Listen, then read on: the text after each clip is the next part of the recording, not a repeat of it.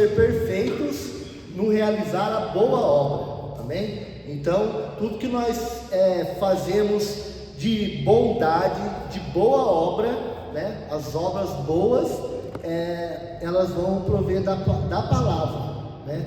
E quando vier em algum momento uma repreensão através da palavra, alguma coisa assim, também é para que a gente seja aperfeiçoado para fazer a boa obra, e nunca amar a obra, não a obra de qualquer jeito, mas fazer a boa obra. Amém? É igual quando o Paulo fala, né? Combati o bom combate, né? Encerrei minha carreira e guardei a fé. O bom combate da fé é o bom combate, é o combate de vitória. Não existe um bom combate com perda. Nunca é um bom combate quando a gente perde uma batalha. O bom combate é a gente se manter vitorioso, né? Convicto na palavra de Deus. Esse é o bom combate da fé. O bom combate da fé é quando a gente tem convicção do que a gente está fazendo, do combate que a gente está combatendo e com certeza da vitória, amém? E como a gente vai falar por esses dias sobre submissão e autoridade, irmãos, eu vou seguir a apostila que eu tenho, tá? Eu fui ensinado através dela, eu vou tentar ensinar da forma mais fiel possível a ela, que foi a forma que eu aprendi, e eu sei que as pessoas que prepararam esse estudo aqui, não foi da noite para o dia, é algo muito poderoso, né? Eu estudo nessa escola, o Claudio estuda, o pastor estudou, a pastora. Então assim, eu vou seguir ela, mas no meio do caminho já tem hoje mesmo alguns versículos que o Senhor tratou comigo enquanto eu estudava, enquanto eu preparava a aula. Então você vai anotando tudo aí, amém? Então o tema é submissão e autoridade. Não é submissão à autoridade, é submissão e autoridade, amém? Então é o que? Submissão, ser submisso, e autoridade, tanto no sentido de você estar submisso a alguém e também a autoridade que você tem, né? E o que é autoridade? Então a gente vai aprender tudo isso. Eu vou pedir um favor para vocês. Se vocês tiverem alguma dúvida, vocês marquem no papel, porque assim, eu acredito que vai ser 3 ou 4 escolas bíblicas para a gente conseguir falar sobre esse assunto. E pode ser que o que você tenha dúvida hoje, você esteja com tanta sede de entender sobre o assunto, você já tem alguma dúvida, eu vou falar na aula que vem. Então, se você tiver alguma dúvida, vai marcando, e quando chegar na penúltima aula mais ou menos, eu vou falar, semana que vem a gente vai ter a última aula desse assunto. Então, se alguém tiver dúvida, me fala a dúvida, ou escreve qual que é a dúvida, e daí na última aula a gente tira todas as dúvidas, porque daí a gente não fica perdendo tempo durante o andamento e deixa um tempo na última aula para tirar todas as dúvidas, se tiver alguma dúvida, porque eu creio que no final, quando terminar tudo, fecha tudo certinho, amém? Então vamos lá, submissão e autoridade. Deus é o princípio de toda autoridade. Ele mesmo é o governante do universo. O seu plano eterno é estabelecer o seu reino, pois Deus é aquele que se assenta no trono. Ele é o Senhor e soberano. Todas essas expressões revelam uma estrutura de autoridade e submissão. Senhores e servos, líderes e liderados. Mas quando esteve na terra, Jesus mostrou que o reino de Deus funciona por leis e princípios diferentes dos reinos deste mundo. Não podemos aplicar os princípios e leis dos reinos dessa terra e esperar resultados positivos no reino dos céus. Amém? Irmãos, lá em Mateus 6, Jesus, ele ensina eles a orarem, né? E essa oração que é o Pai Nosso que Jesus ensina, ele fala, seja feita na terra assim como é no céu. Por quê? Porque Jesus, ele conhece os princípios do céu, né? E hoje a gente tem a oportunidade de conhecer os princípios do céu a partir da palavra de Deus. Então, toda a estrutura de autoridade, ela já começa lá no céu, com Deus sendo soberano, né? Com Deus sendo soberano. E abaixo de Deus vem sendo montada toda uma estrutura, uma hierarquia, né, que a gente diz, e vem sendo montada essa estrutura. E assim como lá no céu tem essa estrutura, aqui na terra a gente também tem, seja no ambiente de igreja, ou seja no nosso trabalho, ou seja numa escola. um exemplo muito simples é na escola, tem a diretora, tem a secretária, tem inspetor, tem professor, e sempre um se submete ao outro, não no sentido de que esse está acima ou esse está abaixo, um se submete ao cargo do outro, do que o outro está executando, e aquele que se submete também é autoridade sobre o outro que vai executar um serviço que vem depois do dele, amém? É assim no nosso trabalho também. E a gente precisa entender que nós não podemos aplicar os princípios terrenos esperando receber um resultado positivo. Por quê? Porque a gente sabe que o mundo, irmãos, ele jaz no maligno, né? Então toda a estrutura de mundo, de sistema que existe, por exemplo, você pega sistema aí da internet, sistema de informação, né? Às vezes até de jornais, você abre lá, você fica até espantado de ver, é só destruição, é só coisa negativa. Então se a gente pegar um princípio daquilo que a gente vê aqui, né? Muitas vezes até de uma estrutura de um governo que não é tão bom assim, que está governando, por exemplo, um país, uma nação, você não pode pegar o princípio dele e querer trazer ele para a sua vida esperando um resultado positivo com Deus. Amém? Então assim, a gente precisa esperar um resultado positivo partindo dos princípios do céu para a nossa vida, né? E submissão à palavra. Quando a gente submete à palavra, daí o reino de Deus vem. Porque quando a gente se submete à palavra, é como eu li 2 Timóteo 3,16. Vai ter hora que ela vai vir para nos direcionar, para nos ensinar, mas vai ter hora que ela vai vir para corrigir. E na hora da correção eu me submeto também à palavra. Porque a estrutura começa aqui em Deus. Então a palavra de Deus é o princípio de toda a autoridade, amém? Entender a estrutura divina de autoridade e o princípio bíblico da submissão voluntária, fundamentados no amor, proporcionará que tenhamos uma manifestação abundante e perene do poder de Deus em nossa vida, amém? Então, irmãos, a submissão às coisas de Deus, ela é voluntária. A submissão, por exemplo, a servir na igreja, né? É um ambiente onde nós manifestamos a glória de Deus, não é a nossa glória, não é surgiu na ideia, na mente do pastor, mas vamos alugar um lugar de a gente se reunir e fazer festa, não. A gente se submete à palavra, a palavra fala que a gente tem que congregar, que a gente tem que cultuar, tem que adorar a Deus, então a gente submisso a essa palavra, a gente se reúne aqui, só que a submissão nossa é uma submissão voluntária. Ninguém recebe para ser submisso a isso, e também ninguém é obrigado a ser submisso à palavra. Você tem o seu direito de escolha, né? É a história do livre-arbítrio, eu posso ou não posso. Tanto é que o pastor da igreja ou os líderes não obrigam ninguém a fazer nada, ou se fosse ver lá no seu trabalho já é diferente, já é uma submissão que não é voluntária, ela é involuntária. Você se submete, por quê? Porque você foi contratado para fazer aquilo, você recebe para fazer aquilo, então você tem uma dívida com o seu patrão, né? Porque assim, a partir do momento que você se propõe a executar um trabalho no seu serviço, no dia a dia, você dá só a sua palavra ali, mas tem um contrato da sua prestação de serviço, ou tem um contrato da função que você vai exercer, e se você não fizer ela direito, você está sendo insubmisso, mas não é uma submissão também voluntária. Então assim, irmãos, aquilo que a gente faz no ambiente igreja é muito poderoso, é isso que a gente precisa entender. A nossa submissão à palavra e a submissão ao andamento do corpo de Cristo, seja aqui nessa igreja ou em qualquer lugar que a gente estiver, ele é muito poderoso,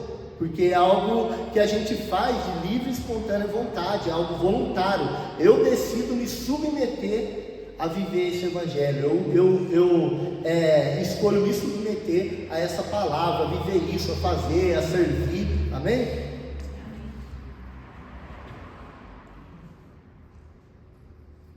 Todos nós estamos sujeitos a enfrentar diferentes condições em determinados momentos da vida. Se quisermos ser eficazes na obra que o Senhor nos tem chamado a realizar, precisamos entender o padrão bíblico, cada função que ocupamos. Romanos 13:1, se você quiser marcar aí, Romanos 13:1, diz assim: todo homem esteja sujeito às autoridades superiores, porque não há autoridade que não proceda de Deus, e as autoridades que existem foram por Ele instituídas. Amém? Quando a gente fala de submissão, irmão, submissão, existe duas palavras, né, no Novo Testamento que são traduzidas como submissão. Uma delas é hipotácio, que tem um sentido de subordinar, sujeitar, colocar em sujeição, sujeitar-se, obedecer, submeter ao controle de alguém, render-se à administração ou conselho de alguém. É uma questão de atitude, amém? Então, assim, o que é se submeter? Se submeter é se sujeitar a obedecer, se submeter ao controle de alguém, né? É como ser conduzido por alguém. E quando a gente olha para a palavra, a gente precisa ser conduzido por ela, né? A gente precisa ser conduzido pela palavra. Então a gente se submete à palavra, o que a palavra ensina, e eu sou submisso à palavra, e eu faço aquilo que a palavra pede para mim fazer, que não é muito diferente também do nosso dia a dia, né? Eu me submeto a estar debaixo de uma liderança, eu me submeto a estar debaixo do meu patrão, eu me submeto a estar sendo conduzido por aquela pessoa, sendo controlado. Quando eu falo controlar, irmãos, é controlado no bom sentido, né? Não é que a pessoa vai controlar, manipular a sua vida, não. Ela vai controlar o andamento daquilo que precisa ser feito, né? É como se a gente pegar um ambiente de igreja, a liderança faz o que? Ela controla o andamento daquilo que precisa ser feito, e você, por livre e espontânea vontade, você decide. Aqui a gente acabou de ler que essa questão de submissão é uma atitude, não é sentimento, é uma atitude. Eu tomo atitude e me coloco aqui, ó, nesse lugar, né? Por exemplo, se eu trabalhasse com o Cláudio lá, o Cláudio fala assim: olha, eu preciso de alguém para fazer um determinado serviço, né? Em tal determinado departamento, tal área. O Cláudio vai falar isso. E daí eu vou lá e falo para o Cláudio: não, o que é fazer? Daí às vezes não é uma coisa que eu vou assim, e ninguém quer fazer. Eu falo assim: Cláudio, eu vou fazer. Então eu tomo a atitude de me colocar aqui. Então, se eu me coloquei aqui, eu tenho que honrar e fazer aquilo que eu falei para o Cláudio que eu iria fazer. Não porque é bom ou porque é ruim, não, mas eu não sabia. Não, você falou que ia fazer, então faça, né? Por quê? Porque é uma atitude. Eu decidi me colocar naquele lugar, eu decidi me submeter ao Cláudio para executar aquele trabalho, porque aquele trabalho, sendo bom, sendo ruim, sendo na igreja, sendo lá no seu trabalho do dia a dia, ele é essencial, ele precisa ser feito, né? Vamos continuar aqui. E a outra palavra, hipotagem, é o ato de sujeitar, é ato de obediência e de sujeição, amém? E a palavra autoridade vem da palavra exousia, e significa poder de escolher, liberdade de fazer como se quer. O poder da autoridade influencia, e do direito, que é o privilégio, o poder de reger ou governar, o poder de alguém de quem a vontade e as ordens devem ser obedecidas pelos outros, amém? Então, autoridade é como se fosse uma pessoa, eu vou usar essa palavra poder como autonomia, né? É uma pessoa que tem a autonomia, ele está naquele lugar de autoridade para tomar as decisões, né? E a gente sabe que, mesmo a gente nos submetendo a outras pessoas, nós somos autoridades também. Um exemplo, um pai de família, ele é autoridade dentro do lar dele. Então, a palavra de autoridade tem que vir dele, né? A esposa ouve aquilo, se alinha com aquela palavra, com aquilo que é o direcionamento dele, né? E a esposa também, sendo autoridade, vai para os filhos e vai indo. E um vai se submetendo ao outro, e não de uma forma de assim humano, não, se submete por quê? Porque o que eu estou falando é bom, o que eu estou falando é o certo, é a verdade, amém? E diz assim, a autoridade é o poder delegado. Quando alguém tem autoridade, é concedido essa pessoa o poder de realizar coisas que sem autoridade ela não teria como fazer, amém? E a gente tem um exemplo clássico aqui do guarda de trânsito. Por exemplo, você pega o guarda de trânsito, esse é um exemplo que é muito usado na igreja, eu já vi em vários lugares. O guarda de trânsito, ele é uma autoridade, né? Ele está numa posição de autoridade. E o que acontece quando esse guarda de trânsito de repente vai ali no meio da rua e tem um caminhão de 30 toneladas vindo, ele estende a mão, o caminhoneiro olha para ele, sabe que ele é guarda de trânsito porque ele está uniformizado, sabe que ele é autoridade, sabe que se ele não parar vai ter consequências na vida dele. O caminhoneiro vai fazer o quê? Vai parar, vai obedecer, né? Então aquele homem que às vezes pesa 80, 70 quilos, parar 30 toneladas é uma coisa que ele sem autoridade não poderia fazer, amém? Então no mundo espiritual, irmãos, também é assim, tem muita coisa que a gente não pode fazer, que a gente é fraco para fazer, essa é a verdade.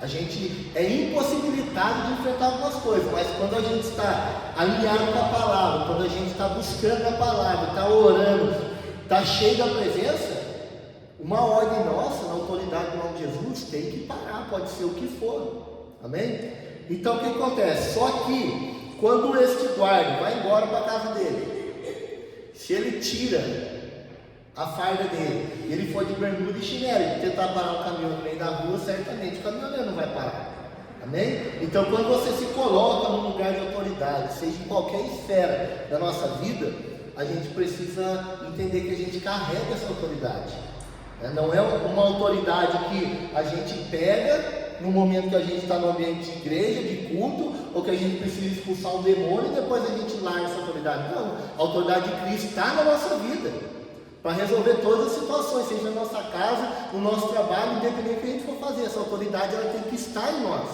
a gente falar com firmeza para que aquilo aconteça. Porque imagina um guarda lá no meio da rua, de bermuda, chinelo, camisa, mandar parar, o cara vai interpretar muitas vezes até que é um ladrão tentando parar o caminhão para roubar a carne que está no caminhão, pode pensar muitas outras coisas.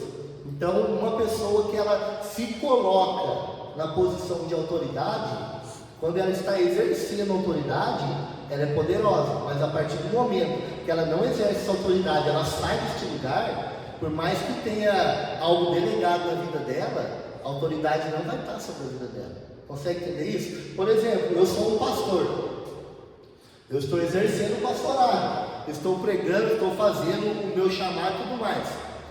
A partir do momento que eu deixo de fazer, ninguém vai tirar essa consagração que está sobre uma vida de uma pessoa que é um pastor, mas a autoridade não está sobre a vida dele, irmãos.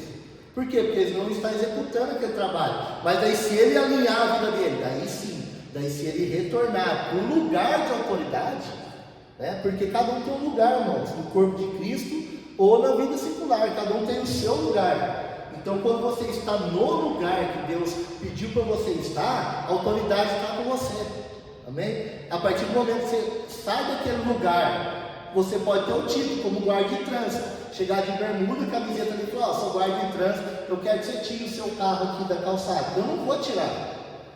Fala, não preciso ver a autoridade da sua vida, preciso ver você, pelo menos, vestindo a camisa da autoridade que você está representando. Senão, como que eu vou te obedecer, amém? Obediência é a palavra upakoi, que significa obediência, complacência, submissão, obediência em resposta aos conselhos de alguém ou em observação aos princípios do cristianismo, amém? Eu separei aqui, tem alguém com Bíblia aí? 1 Pedro 1,14. 1 Pedro 1,14, daí outra pessoa abre 2 João 1,6, 1 Pedro 1,14, 2 João 1,6, e Deuteronômio 5:29. Quem abrir 1 Pedro 1,14 pode ler para a gente, por favor. 1,14. Como filhos obedientes, não se deixem moldar pelos maus desejos de antes, quando viviam na ignorância. Amém. 2 João 1,6. E a caridade é esta, que andemos segundo os seus mandamentos. Este é o mandamento, como já desde o princípio vistes que andeis neles. Deuteronômio 5:29. Quem dera que eles tivessem tal coração que me temessem e guardassem todos os meus mandamentos, todos os dias, para que bem lhe fosse a eles e aos seus filhos para sempre. Amém? Amém. Então pode ver que esses versículos, irmãos, falam sobre obediência. Amém? Fala quem dera se a gente guardasse os mandamentos e fizesse tudo aquilo. Eu vou pedir para o Cláudio ler de novo 1 Pedro. 1 Pedro 1,14, 14, isso. Que é um ponto muito importante. Como filhos obedientes, não se deixem moldar pelos maus desejos de antes, quando viviam na ignorância. Amém? Então, assim, o que é obediência? E até que ponto eu questiono a obediência? Essa palavra que o Cláudio leu em 1 Pedro, ela fala para não ser como antes, não se moldar com os pensamentos de antes, né? Uma palavra muito parecida até com Romanos 12:2, que fala para a gente, né, renovar a nossa mente, transformar a nossa mente. E a maioria das vezes a gente cresce num ambiente que a obediência que nós temos, às vezes, é para as coisas erradas. Por exemplo, às vezes você, quando era criança, ia o vendedor de panela lá cobrar a sua mãe, ou o vendedor de alguma coisa, batia no portão, às vezes ele não estava com dinheiro naquele dia e falava você, não, vai lá e fala que eu não estou. Você obedecia, mas você obedecia para mentir, né? Ou em outras situações você fala assim, ah não, fala que eu não estou. Ah, fala que depois eu vou lá, isso não vai nada. Irmãos, às vezes a gente cresce, né? E eu pelo menos passei por muitas situações assim, obedecendo a coisas erradas. Por quê? Porque a palavra do conhecimento, aquilo que é o certo, não tinha chegado na minha vida. Mas a partir do momento que ela chega, eu não posso fazer como eu fazia antes. Eu preciso mudar a minha mentalidade e entender que obedecer não é só porque a minha mãe está falando, ou o marido está falando para a esposa, ela tem que obedecer uma ordem errada, né? Por exemplo, o marido, a Bíblia fala que a esposa tem que ser submissa ao marido, né? Obedecer ao marido está certo. Mas desde que aquilo que ele peça para a esposa fazer, não fira a palavra de Deus. O que é ferir a palavra de Deus? Mentir, por exemplo. Ah, ô Tati, o Cleito está aí? Daí a Tati pega o celular. Ô Cleito, ele mandou mensagem perguntando se você está aqui. O Cleito, ah não, fala que eu não estou aqui não. A Tati precisa se submeter a isso? Não. Ela precisa obedecer isso? Não. Ela pode falar, não Cleito, então fala você, porque eu não vou mentir. Ela está sendo rebelde? Não. Por quê? Porque ela está cumprindo princípios. Porque seja uma mentirinha pequena ou uma grande, é mentira. Amém? Então, a gente precisa ser obediente desde que aquilo esteja alinhado. Se não estiver alinhado, a gente pode questionar. Esse é o momento que a gente deve questionar. Falar, não, mas espera aí, você está falando para mim fazer isso, mas isso aqui é errado. Então, daí você não precisa obedecer, irmãos. Não é que você vai ser rebelde. São circunstâncias que acontecem na nossa vida, igual ao trabalho. No trabalho, já teve ocasiões as pessoas falam assim para o meu livro, joga um pouquinho a mais o valor, que daí você me paga uma porcentagem. Fala, não, então vamos fazer o seguinte, mantém o preço que eu mandei e eu vou te dar uma porcentagem. É diferente, o efeito é o mesmo, né? O efeito é o mesmo. A pessoa, por exemplo, indicou o serviço, que levou eu lá e tal. A gente estava até conversando sobre isso, eu com o Claudio esse dia lá na aula. E o que acontece? É diferente de eu me submeter àquilo que a pessoa está pedindo fazer, que é errado, porque eu vou estar extorquindo o meu cliente, vou estar mentindo para o meu cliente, né? Vou estar superfaturando o valor para poder beneficiar uma pessoa que está me fazendo um pedido errado, um pedido que vai fora da palavra de Deus. Então o que eu faço? Não, tá bom, pode manter o valor e eu vou te dar tantos por cento. Pronto, resolveu a situação, amém? E rebelião, a palavra rebelião, que é antilego, fala contradizer, opor-se a alguém, recusar obedecer, declarar-se contra ele, recusar manter qualquer tipo de relacionamento. Isso daí é rebelião. Porque, irmãos, a gente vai aprender um pouco mais para frente que existe vários tipos de quem obedece e não se submete, quem se submete e não obedece, quem não se submete e não obedece, e quem se submete e obedece. A gente vai falar sobre isso hoje. Mas essa questão da rebelião, para a gente ter entendimento, é uma pessoa que ela fala contra, sempre quando vier um direcionamento da liderança, o que a pessoa que é rebelde faz? Ela já fala uma coisa negativa, fala, não, eu vou contra, eu não concordo com isso, né? Daí, contradizer, opor-se a alguém, recusar obedecer, declarar-se contra ele. Irmãos, uma pessoa que é rebelde, ela é aquela pessoa rabugenta que ela fica batendo o pé. Ela fica batendo o pé. Não concordo.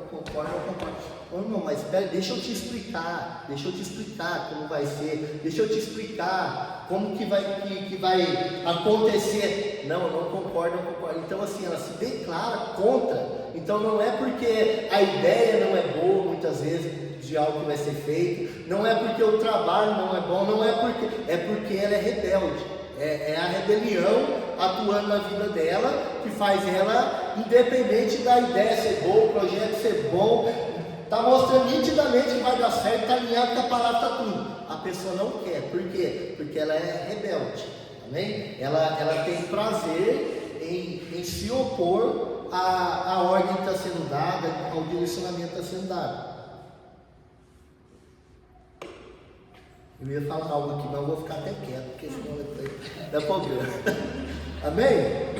Irmãos, a divina estrutura da autoridade, né? Romanos 13:1 que a gente leu já, né? Que todo homem esteja sujeito a autoridades superiores, porque não há autoridade que não proceda de Deus. E as autoridades que existem foram instituídas por Ele. Amém? A estrutura de autoridade é, na verdade, a maneira por meio de qual Deus estabeleceu a ordem como autoridade. Maior está em Deus, e por ser perfeito e imutável. Então a autoridade maior está em Deus por quê? Porque Ele é perfeito e imutável. Deve ser respeitado e obedecido inquestionavelmente. Quando a gente fala que Deus ele tem que ser obedecido inquestionavelmente, irmãos, pode bater o pé, pode falar eu acho, pode estudar o que você quiser, pode pegar a Bíblia como um argumento para tentar ir contra Deus. Você não vai conseguir, porque a autoridade de Deus ela é inquestionável. Por quê? Pelo simples fato de Ele ser perfeito e imutável. E que erro você vai achar numa pessoa que é perfeita? Nenhum, ela é perfeita. E se ela é imutável, ela não muda, então ela é perfeita eternamente. Então é diferente de mim, de você. A gente pode estar perfeitos, né? Não perfeito de perfeição completa, mas numa posição correta, fazendo o que é certo, que para a gente é perfeição. Nesse ambiente, e de repente eu posso mudar, de repente eu posso oscilar, de repente eu posso sair daquele lugar e acontecer alguma coisa, mas Deus não. A autoridade de Deus, por isso que essa estrutura divina, ela vem de Deus. Por quê? Porque Ele é perfeito e Ele é imutável. Pronto, quebrou qualquer argumento. Qualquer argumento que as pessoas possam falar a você, mas Deus isso, porque Deus aquilo. Irmãos, Deus é perfeito. Mas será que Deus não vai mudar o fim dos tempos? Será que Deus não, irmão? Deus não vai mudar. Ele é perfeito e imutável. E é por isso que a gente fala assim que às vezes as pessoas sofrem algumas coisas, não é porque Deus é mau, é a vontade permissiva dele. Por que é a vontade permissiva? Porque já está tudo aqui na Bíblia escrito. A vontade dele é perfeita, ela não vai mudar e ela já foi dada para mim e para você através da Bíblia.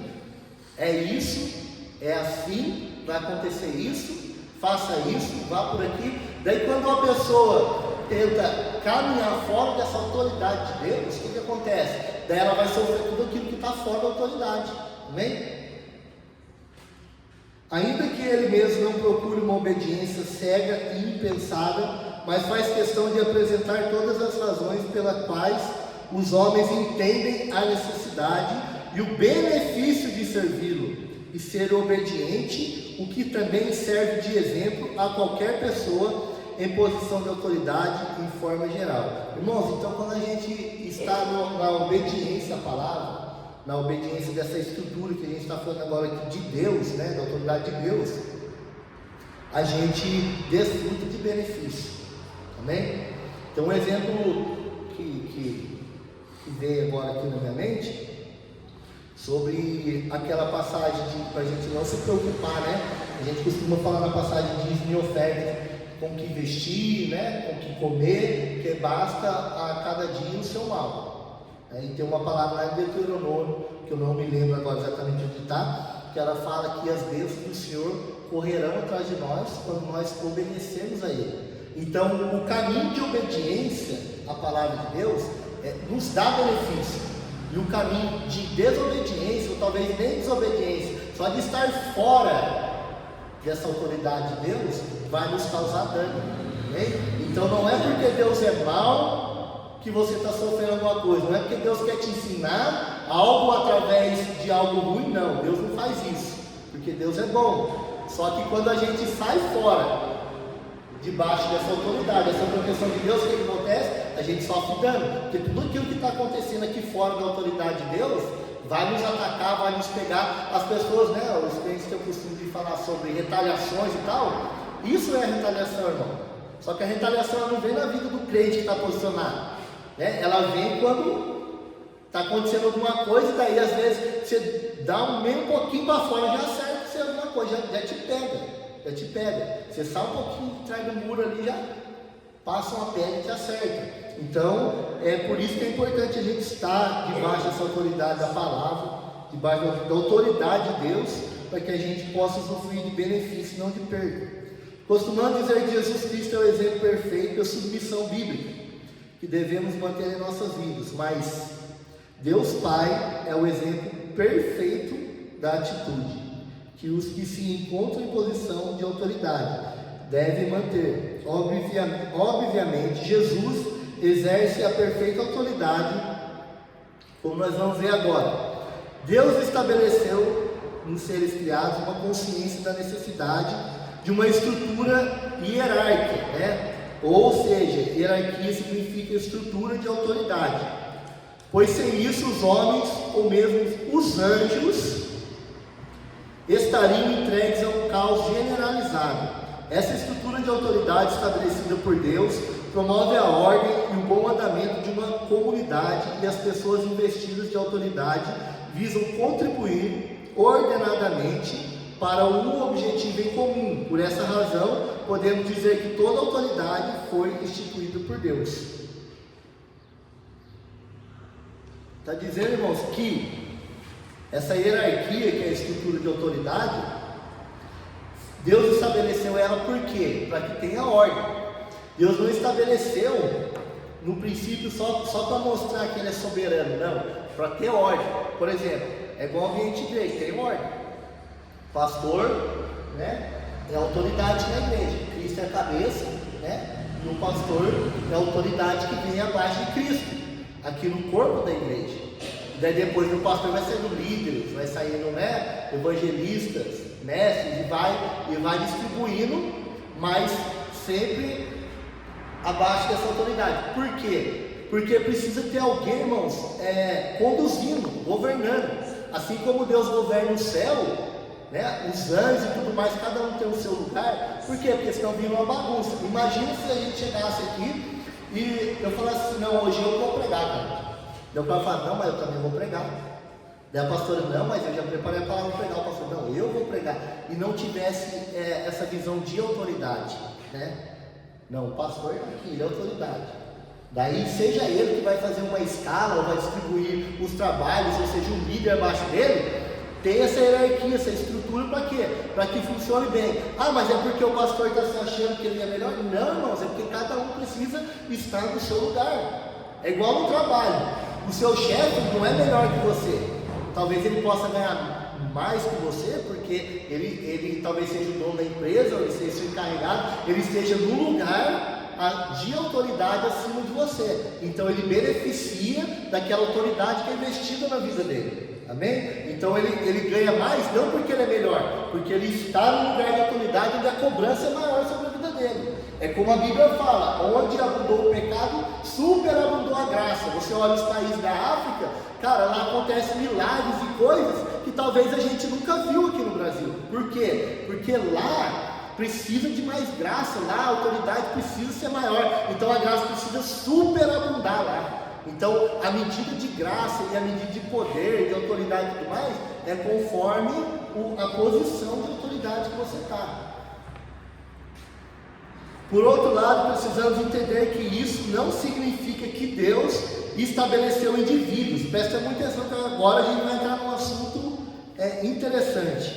Deus não estabeleceu indivíduos que preenchem as posições de autoridade, e sim as posições de autoridade a serem preenchidas pelos indivíduos. Seria um absurdo imaginar que Adolf Hitler, Stalin e Mussolini foram estabelecidos por Deus pelo simples fato de terem ocupado posições de autoridade para com aqueles que lhes submetiam. Amém? Então Deus, ele instituiu os lugares de autoridade. Se a gente olhar para o nosso país hoje, a gente sabe que a presidência não está tão boa assim. Daí as pessoas falam assim, mas Deus sabe todas as coisas. A Bíblia fala em Romanos 13:1 que todo homem tem sujeito à autoridade, porque Deus instituiu lugares e posições de autoridade, para que se funcione, né? Assim como é no céu aqui na terra, tem que ter uma estrutura, né? De um se submeter ao outro, para que tudo funcione. Mas não foi Deus quem instituiu, por exemplo, um Hitler, para ser lá quem ele foi, colocar ele na autoridade que ele tinha, né? Esse Stalin aqui também, que é da corte dele lá, esse Mussolini aqui, irmãos, desculpa, eu não sei da história do Mussolini, não sei quem foi o Mussolini, mas deve ser um cara ruim, para estar aqui deve ser um cara ruim. Se aliou com o Hitler, a detalhe. Ah lá, ele se aliou com o Hitler, os três se aliaram, né? Os três, né? Para fazer o que fez, fascismo, comunismo e nazismo. Com o povo cristão, né? O nazismo, o fascismo. E comunismo. Então, o que acontece? A gente precisa entender que Deus, sim, Deus ele é poderoso, ele é soberano, ele é a autoridade máxima, mas quando se trata de coisas terrenas aqui, tem as hierarquias, tem as posições das autoridades, os lugares, né, governamentais de um país, ou de uma... Hoje a gente tem até governos globais, né, a gente pega a ONU, pega essas pessoas que se unem para discutirem coisas mundiais no mundo inteiro. Isso daí, a autoridade, a posição ali, esse cargo precisa existir, precisa ter esse pilar aqui para controlar determinada coisa. Assim como vocês têm um presidente para mandar nessa nação aqui, para conduzir essa nação. Mas quem coloca o presidente lá? É eu e você. Quando tem eleição, a gente precisa ir lá, colocar o nosso voto e escolher. Deus não vai conduzir ninguém, Deus não vai inspirar ninguém. Uma coisa é certa que a gente precisa fazer, é ver os princípios de cada candidato quando a gente vai votar, ver qual que é a mentalidade daquela pessoa, qual que é o histórico dela, o que ela quer implantar, e alinhar o que for mais próximo com a palavra, com o que é certo, você vai lá e vota nela, daí você está vendo o que é certo. Daí, foi roubado ou não foi roubado e tal, independente, está um governante ruim, a culpa não é de Deus, né? A culpa ou vai ser nossa, nós, quando eu falo nossa, é de toda a população do nosso país no geral, que foi lá e votou, e colocou lá, né? Ou não vai ser nossa,